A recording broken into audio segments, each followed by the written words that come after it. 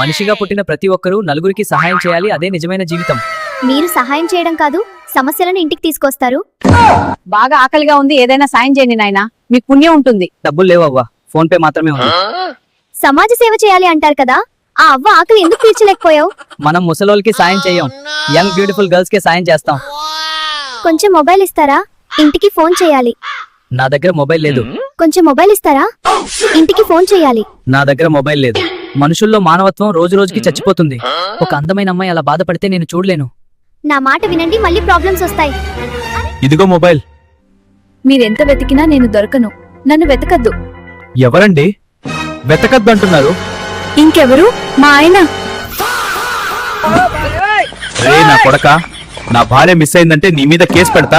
ఆకలితో ఉన్న ఆ అవ్వకి సాయం చేస్తుంటే పుణ్యం వచ్చేది. కక్కుర్తి పడి ఇలాంటి బ్యూటిఫుల్ గర్ల్స్ కి సాయం చేసా, దూల తీరిపోయింది.